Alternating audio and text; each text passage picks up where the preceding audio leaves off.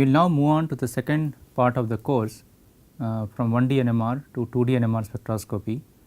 We looked at how briefly how 1D NMR data is recorded, how the pulses are applied. Now let us look at how 2D NMR is conducted or performed. 2D NMR experiments are very crucial for biomolecular structure determination. In fact, they found the backbone of all the experiments and then multidimensional experiments. From there we can go to understand how 3D is built, 4D and so on. So let us start from a very basic idea, why do we need 2D first of all. So what are the limitations of 1D NMR which gave rise to the idea of 2D NMR to begin with. So one thing is, in 1D NMR, if you have noticed, we cannot correlate two different chemical shifts. So what do you mean by correlation? Correlation basically means, let us say I am seeing two different peaks from the same molecule, I will never come to know those two peaks are actually belonging to the same molecule unless I do some special technique, that is in 1D, or if I do 2D I can directly get the connection that these two peaks which are from the same molecules are actually correlated or connected to each other. So this is called chemical shift correlation between two or more different peaks belonging to a given molecule. So that correlation is not possible to achieve by in a simple 1D NMR experiment. What 1D NMR gives us, if we have a single molecule, it gives us a spectrum, but if I have a mixture of molecules, then I do not know which peaks belong to individual molecules. So in a mixture, typically in a protein biomolecules, we have amino acids, the proteins are polymers, linear polymers, chains of amino acids, and each amino acid is a molecule, you can think of it as a molecule, and if I have 100 amino acids, I have 100 molecules in the one protein chain, and each of them will give different set of peaks. So how do I know which peak belongs to one particular molecule or amino acid and which set of peaks belong to another amino acid. So that kind of a correlation is not possible to get it in 1D NMR. And the second is that 1D NMR becomes very crowded or starts overlapping in the case of large molecules. So when we go to proteins, we will see the spectrum is really very complex, meaning the peaks are largely overlap. In the case of methanol or ethanol or very small organic molecules, you basically get half a dozen peaks or 7 or 8 peaks. But when you come to large polymers like protein nucleic acids, the number of the peaks increases enormously. So therefore it is not possible to simply take a 1D spectrum and analyze of a protein, you need to go for 2D NMR and also 3D NMR. So a third reason which is very important is that when you look at NMR and 1D NMR, we are exciting a nucleus from alpha to beta state, but that is a single quantum transition. We cannot generate multiple, we cannot observe, if I do a multiple quantum transition, I cannot observe it directly in NMR, because NMR spectroscopy by principle you can only look at single quantum transitions or single quantum coherences. So this is a slightly technical word, we will not go into detail in this course on multiple quantum NMR. We can ignore this, because in biomolecules multiple quantum experiments are less sensitive. So we will essentially, the two main reasons why we need 2D NMR or 3D NMR for biomolecules is these two, that is to correlate different chemical shifts, two different or more chemical shifts, and to resolve overlap or get more resolution.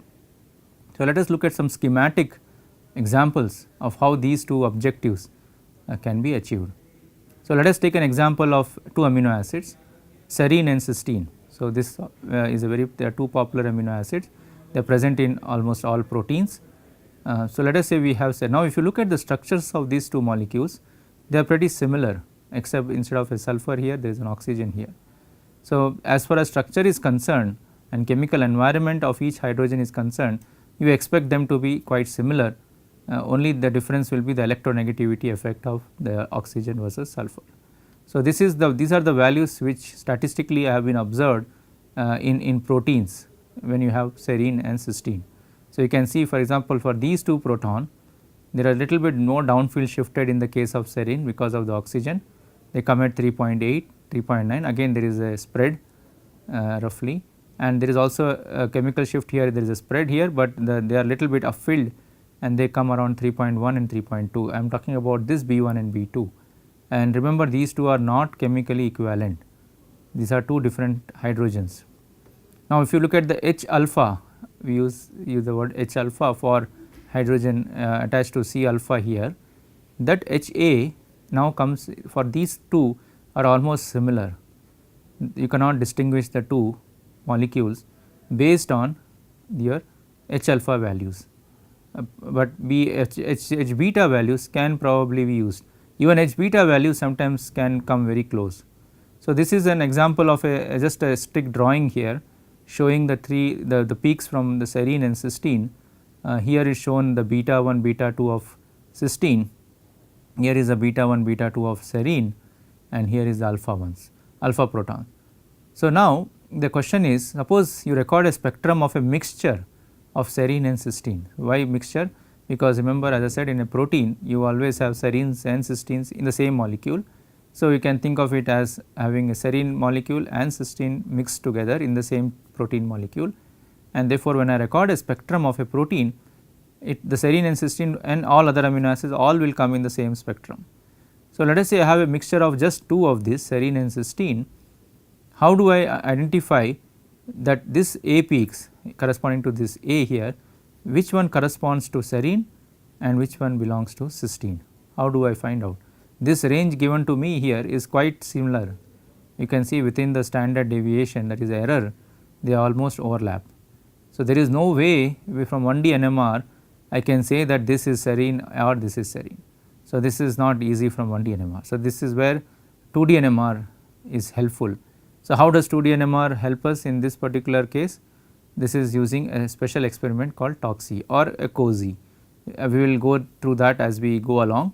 Right now, I am just directly giving you an example where 2D NMR helps us to resolve the peaks. So, as you can see, by correlating two chemical shifts, now what is happening is this A, which was shown here, they are very close and they are very close here, but in a 2D NMR, see, they get separated out. So, this diagonal we will see later is like a 1D. So, this diagonal peak, what your diagonal line you are seeing here is nothing but this 1D spectrum here. So, you take this 1D and tilt it by 45 degrees, you will end up with this line. So, in the 1D, as I said, we cannot figure out what is which, but if I do a 2D experiment, I can separate the two and I can say yes, this looks like upfield shifted. So, it belongs to serine, cysteine, this green color peaks, and this peaks which is red color corresponds to serine, because that is more downfield. How did I know that? Because I correlated, means use this, remember this word, I connected the chemical shift of the A proton with its respective B proton. So, by establishing this correlation, I am able to separate or identify serine separately from cysteine. Otherwise, with just 1D where there was no such correlations, it was just peaks alone, I could not do that, I would not have been able to do that. So, this correlation in 2D NMR from 2D NMR or higher dimensional NMR is therefore very useful for resolving the peaks and also for identifying which amino acid we are looking at. This pattern, as we go along we will see, the pattern becomes unique also for a given type of molecule. So, this is where 2D NMR helps. This is another example of correlating chemical shifts. So, now let us see this molecule. So, let us say I have recorded a 1D spectrum of this molecule, I will get a very simple spectrum. This is proton spectrum. So, from a proton spectrum very straight away you can identify which peak is which. This example was taken up in the previous course. So, we will not go into the interpretation of this spectrum, we already will assume that we know which peak is which, because this is a very simple case. Now, for the same molecule, if I record a carbon 13 spectrum, I will get these peaks. Here you can see there are 4 carbons, there is a carbonyl, this methyl, these two are equivalent. So, essentially you have 4 carbon peaks which is seen here. Now, my next problem is how do I correlate which methyl proton here? There are 2 methyls, this is one methyl and there is also this methyl. So, how do I know this methyl? This methyl is coming because of this doublet here, this CH3. This methyl carbon, does it proton, sorry, this is a proton, whether this methyl proton does it connect or correlate with this carbon 13 methyl peak or this carbon 13. That information is not there in the separate spectrum which I have recorded. Of course, one may say that with experience you can always connect which is which, because you will know the based on the peak position and coupling, yes, you can get the correct pairing, because these two are, this is a very simple example.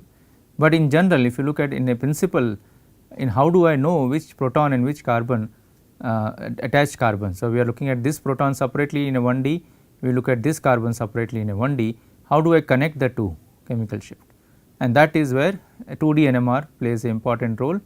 We use the word heteronuclear NMR in this case. So, this is a heteronuclear NMR spectrum. So, this is a 2D spectrum is said to correlate these two frequencies. So, this is again an example, we are jumping ahead, I am just showing you some 2D NMR spectra, but we will see the principles of how this is generated, how does it work and so on slowly. So, this is as a 2D NMR spectrum, we get chemical shift correlation, which means I am connecting the chemical shift of one proton with the corresponding carbon to which it is directly attached. So, a CZ here is one carbon proton pair, that is one of this carbon proton pair. Now, similarly the other carbon proton pair will show up another point in a 2D plane. So, this is like a simple graph, and in a graph I am putting dots. So, one dot has x axis value, and another and also perpendicular to it is a y axis. So, these two chemical shift are now connected to each other by a correlation. Similarly, here you can see between B and Y I am getting a peak, and then between A and X I will get a peak. So, you see 2D NMR therefore helps in connecting the proton chemical shifts with their corresponding carbon partners. So, remember that is an important point, this would not have been possible if I have recorded a proton spectrum separately and a carbon spectrum separately. The connection between the partners is only possible because of the 2D NMR experiment. So, here you see this axis now is a carbon 13 axis, carbon 13 chemical shift, and this axis is hydrogen proton. So, this therefore, we call it as a heteronuclear, means two different nucleus, whereas the previous example which I showed was a homonuclear experiment, both hydrogen and here also it is hydrogen. So, let us look at some more examples later. So, this is a case in case of proteins, what happens is there is a lot of signal overlap, and that is why, as I said, we need 2D NMR, or in fact 3D and 4D also comes into picture when you look at very complex biomolecules. So, this is a spectrum of ethanol, which all of you know about this, a simple 3-line spectrum. But now, if I will show you a spectrum of protein, you see this is really complex, and you can see here the signals are highly overlapped. This is like complete bunch of peaks here, I can hardly even count the number of peaks. And why is it so complex? Because this is a hydrogen NMR, proton NMR spectrum, and every peak here corresponds to every atom in this drawing. So, this is a ball and stick model of a protein structure, 3-dimensional protein structure. So, you can see all these grey colored atoms belong, they are hydrogens, these are all hydrogens. So, each hydrogen will give rise to one peak in the spectrum, in this spectrum. So, if I have 1000 hydrogens in this protein, I will end up with 1000 peaks here. And why are each peak different? Because now each hydrogen has a unique chemical environment. There some of them may be equivalent, some are not equivalent, and then they are on all different environments. They none of the two are in the same environment. So, therefore, they have different values, but when you combine all of them, they become a big overlap of peaks. So, this is the problem with 1D NMR of in case of biomolecules. We cannot deal with 1D NMR, we can only look at the spectrum and say a few things. Of course, 1D is not so useless in protein and biomolecules, you can definitely use it for initial testing of the sample, but beyond that for complete structural analysis it is not useful. So, now coming back to this, let us say another reason why we need 2D NMR is this one overlap. So, this is something which we did not deal with, we looked at correlations. Now, let us look at a case of an overlap. What do you mean by an overlap?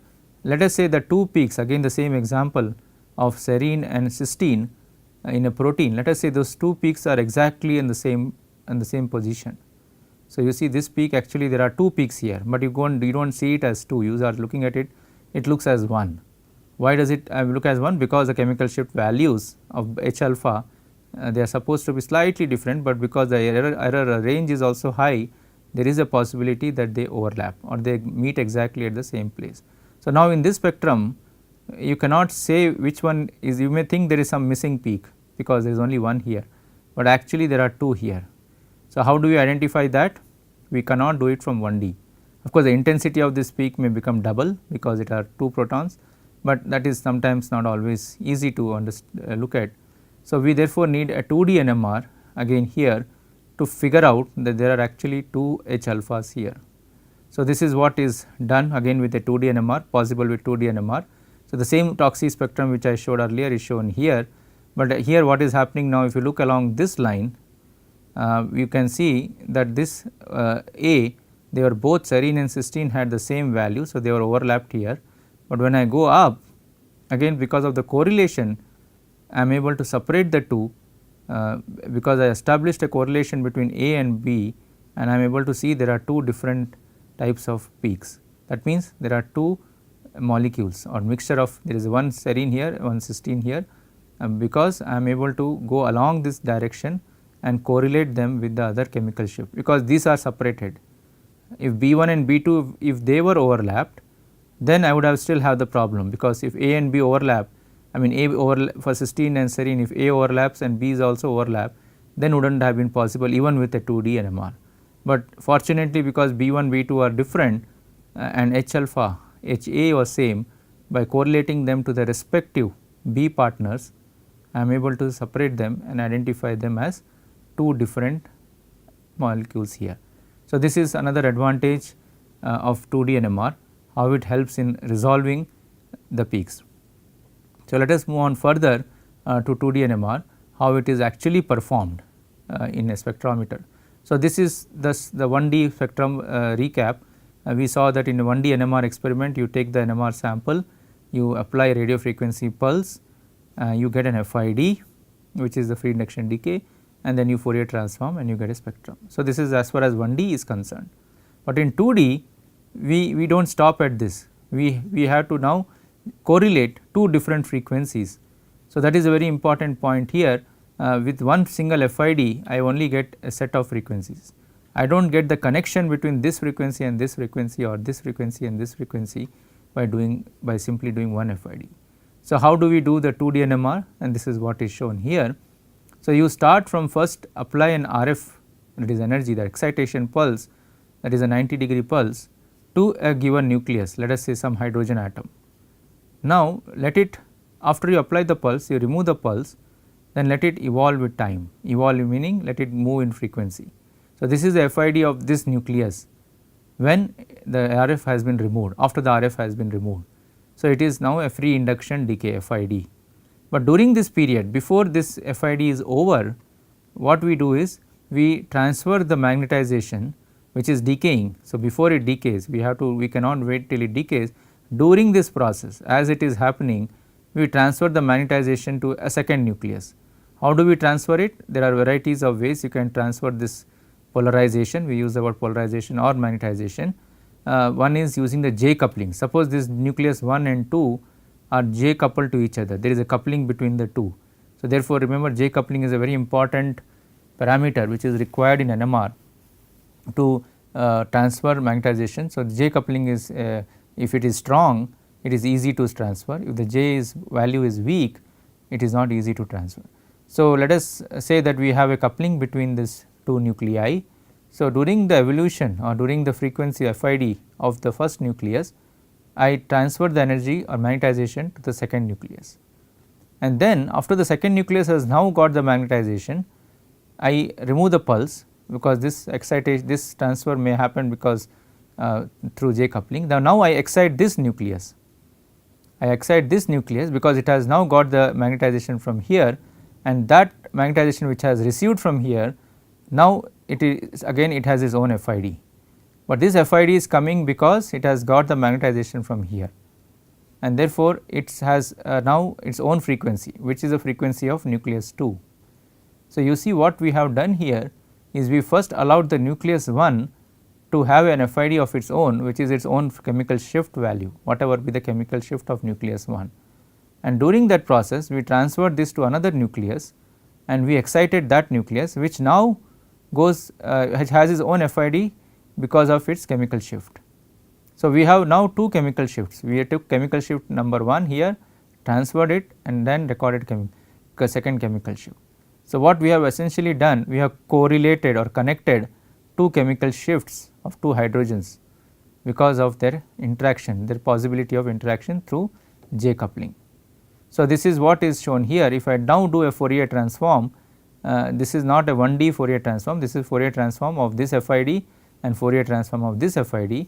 But now because this is coming, this and this are coming from here. So, this FID actually is coming from this signal. You see we get a peak corresponding to the two frequencies. So, now they are got correlated or connected because the first frequency gave was transferred and then the second frequency was evolving on its own and it got the energy from the first nucleus. So, therefore, they are correlated. So, if I have such pairs in my molecule, different pairs of nucleus 1 and nucleus 2, then I will get different peaks in my spectrum. So, each peak in this spectrum will now correspond to each of the pairs of frequencies to which they are correlated. So, this is an important point here. We are able to now separate, we are able to correlate two frequencies by transferring magnetization in this manner. So, the 2D spectrum is therefore the same, the word being repeated is it correlates the frequencies of nucleus 1 and 2. So, this is shown in the pictorial form. So, whatever we discussed in a qualitative manner here showing here. Now, if you draw it in a diagrammatic manner, it is shown in this particular form.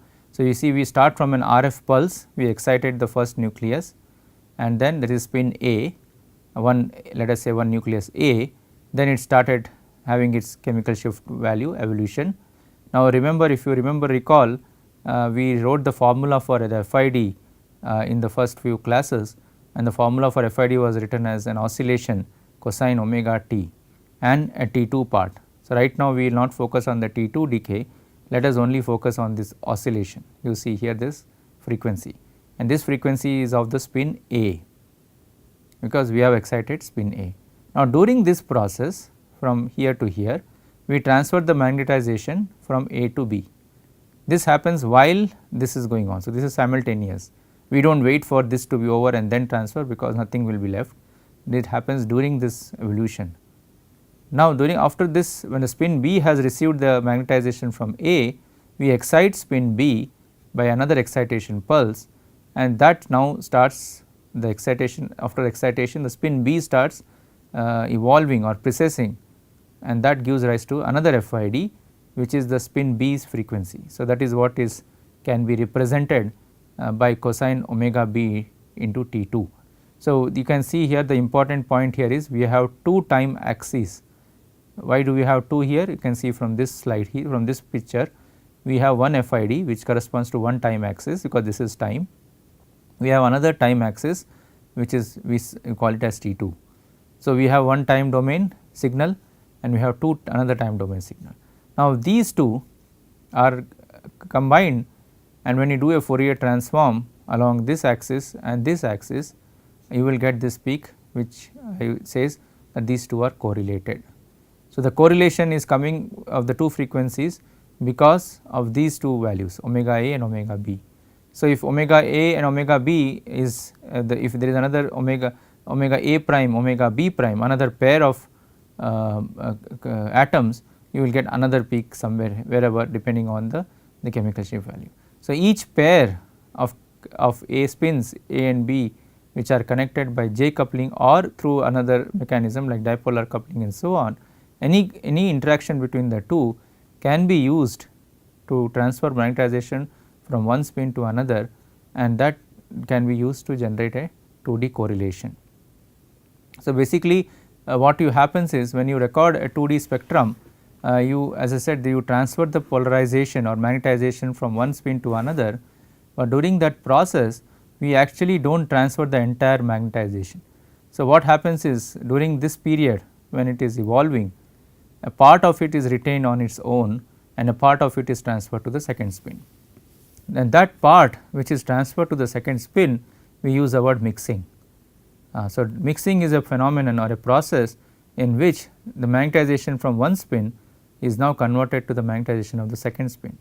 But mixing is only part of the story, and about a large fraction of magnetization just does not mix, it remains on its own. So, what happens to that? That actually continues to evolve or continues to precess with the same frequency which happened during this period. So, therefore, these two, if you look at these two conditions, these two correlations, they are actually not correlating two different spins, they are correlating the chemical shift of A with A, which has no information, and that becomes a diagonal peak, we will see that shortly.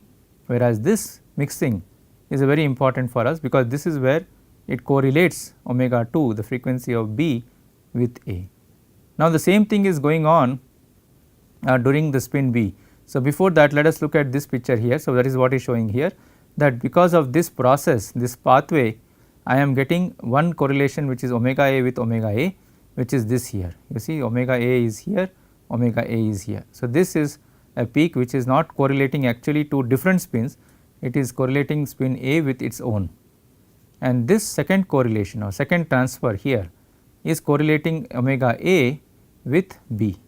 So, if you look at this axis here, it is T1, and during T1, if you draw a line here, during T1 it is omega A, this is what is shown here, and during T2, that is if you draw a vertical line here and here, it is A, that is this peak, and T2 B, which is here. Okay. So, this is how these two peaks are generated in the spectrum, but this is not completely over. You have the same process going on from the B spin. The B spin also has the same phenomenon. The B spin transfers part of its energy to A, because A is coupled to B. So, B is also coupled to A. So, this is a process which is equal and opposite. So, the spin B also transfers to A during the same time when A is transferring to B. So, this is mutually equal and opposite. But B also the same problem, it will retain a large fraction of magnetization on its own, and therefore, that will generate now a similar pattern, but it will be happening on the B side. So, the total spectrum what you actually obtain is a combination of those two, and that becomes a spectrum like this. So, this is nothing but a combination of this pattern here coming from A and this pattern coming from B, and they are equal and opposite, because both behave in the similar manner, both are hydrogens. So, they cannot be distinguished, and therefore, when you record a spectrum, complete 2D spectrum, it will look like this. So, this peak, this here is called, this set of peaks A with A, you can see here is correlating A with A, and this is correlating B with B. This is called a diagonal peak, and it has no information, it is not correlating two different chemical shift. But look at these two peaks, these are very important peaks which are giving us the information that A and B are connected, and that is called a cross peak. So, a cross peak is essentially the chemical shift correlation between two hydrogens, and we call this dimension where the FID is the first dimension, where the FID evolved as an indirect dimension, and the direct dimension is when actually the data is collected. We will see more details of this in the next class as we go to the detail acquisition part.